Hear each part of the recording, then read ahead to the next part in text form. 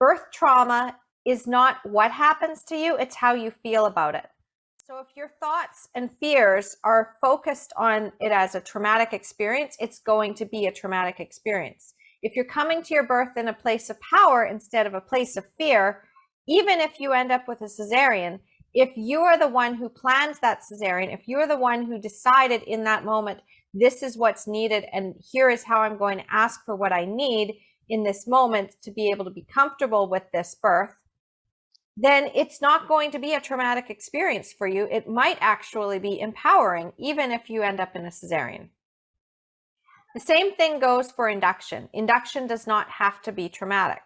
However, the way we think about it and the way that we come to it in that decision-making process, even a natural birth can be traumatic. As I experienced myself with my son, I didn't have any intervention. I was just put on my back. But when I was laying there on the bed and watching the clock, and I was counting the hours that I was pushing, all I could think was, they're going to cut me. They're going to cut me. I'm not going to be able to do this. I can't do this. They're going to say I can't do this. And my birth is going to go down the drain and I'm going to end up in a C-section. Oh my God, why won't they leave me alone? I was so scared. And I just kept watching that clock. And when the midwife said, if you don't push right now, I'm going to give you an episiotomy, I already knew my son was almost all the way out, and I just went for it. But that was still trauma to me. It was more traumatic watching that clock and knowing that I had no power. But if I had simply told everybody, I'm going to do this my way, and you're going to get out of my way and just leave me to do it, sure, they might have been uncomfortable, but I would not have been uncomfortable, because I would have been able to feel that I could ask for what I wanted, regardless of their discomfort. So typically what I do is I take people who want to have an empowered birth. Specifically, they want to attempt a natural birth. They really believe that they can do it. And we just work through those fears, and we work through the fears of how to talk to their care provider, how to create that birth plan, how to communicate with their doula, how to communicate with their midwife or their doctor, how to communicate with their partner, how to communicate with family members who may not be on board, how to get that information that they really need to be able to make decisions on what they want in their care.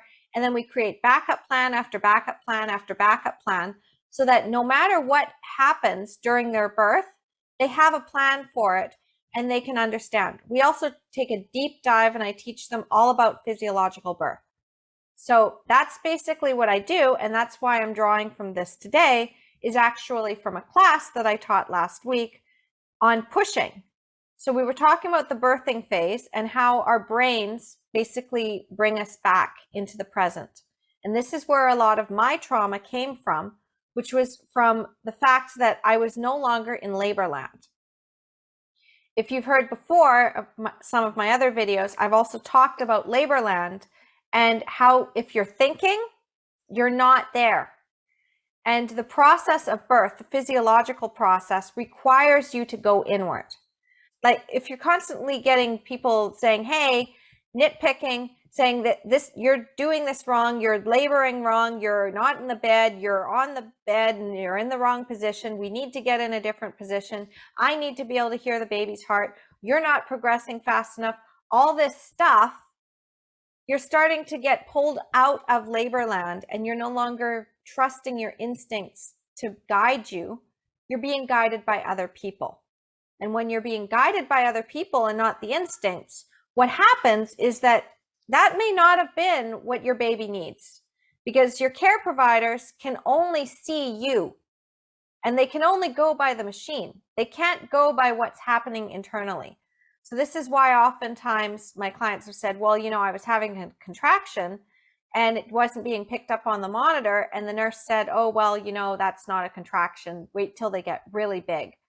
And the fact is that, yes, it actually was a contraction. It just wasn't being picked up by the machine. So if you're needing to do more mindset work to work through your fears, and you're like, well, how exactly do I do that? Well, I have a system on how to do that, and I would be happy to walk you through it, and I would be happy to share those tips with you. I'll see you soon.